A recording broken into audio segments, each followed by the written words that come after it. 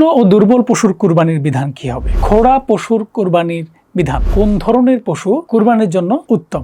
কুরবানির পশুতে আকিকার অংশগ্রহণ, সেটার বিধান কি? আসসালামু আলাইকুম রহমতুল্লাহ, বিসমিল্লাহ, আলহামদুলিল্লাহ, সালাতু ওয়াসসালামু আলা রাসূলিল্লাহি ওয়া বাদ। সম্মানিত দর্শক শ্রোতা, আমরা কুরবানির মাসাইল নিয়ে আলোচনা করছিলাম। চলুন শুরু করা যাক। কুরবানির পশুতে আকিকার অংশগ্রহণ বা আকিকা করা, সেটার বিধান কি? কুরবানির গরু, মহিষ ও উটে আকিকার নিয়তে শরিক হতে পারবে। এতে কুরবানি ও আকিকা দুটোই সহি হবে।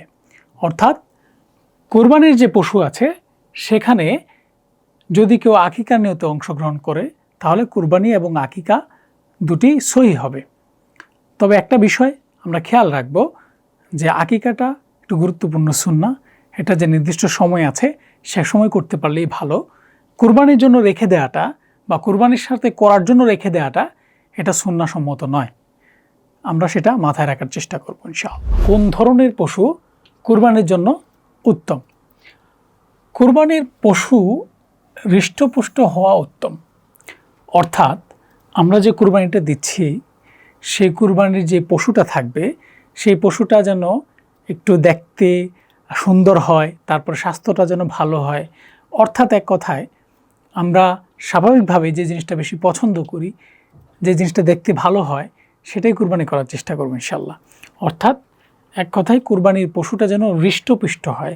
এই হৃষ্টপুষ্ট হলে সেটা কুরবানি দেওয়াটাই উত্তম হবে। খোড়া পশুর কুরবানির বিধান। তো খোড়া পশু বলতে আমরা জানি যে স্বাভাবিকভাবে সুস্থ পশু স্বাভাবিকভাবে হাঁটতে পারে, কিন্তু অনেক সময় যে সমস্ত পশু খোড়া হয়, হাঁটতে সমস্যা হয়, সেগুলোর বিষয়ে আলোচনায় আসছে।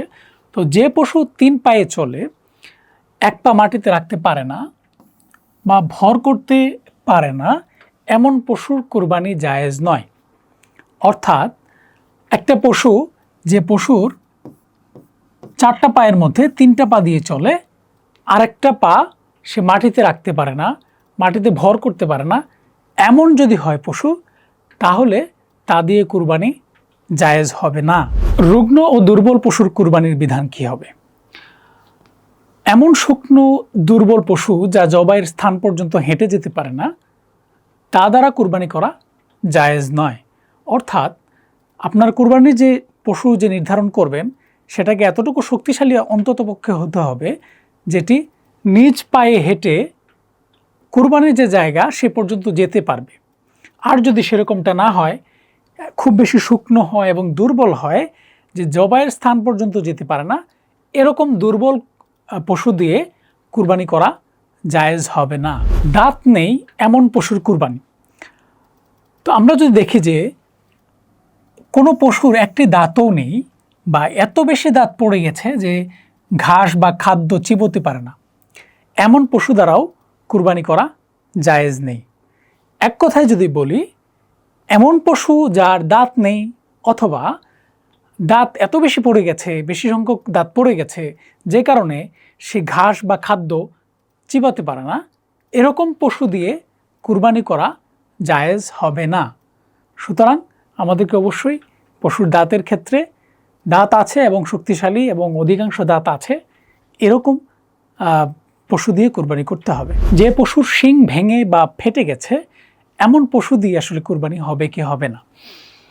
যে পশুর শিং একেবারে গোড়া থেকে ভেঙে গেছে, অর্থাৎ গোড়া থেকে একবারে ভেঙে গেছে, যে কারণে মস্তিষ্ক ক্ষতিগ্রস্ত হয়েছে, গোড়া থেকে ভেঙে যাওয়ার কারণে তার ব্রেইনে গরুর মস্তিষ্ক ক্ষতিগ্রস্ত হয়েছে, এমন পশু দিয়ে কুরবানি করা জায়েজ নয়।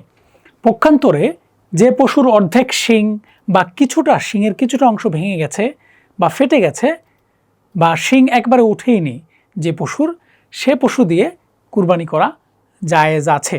অর্থাৎ আমরা যদি সামারাইজ করি, বিষয়টা হচ্ছে যদি কোনো পশুর শিং গোড়া থেকে উঠে যায় যে কারণে তার মস্তিষ্ক ক্ষতিগ্রস্ত হয়, সেরকম পশু দিয়ে কুরবানি করা জায়েজ হবে না।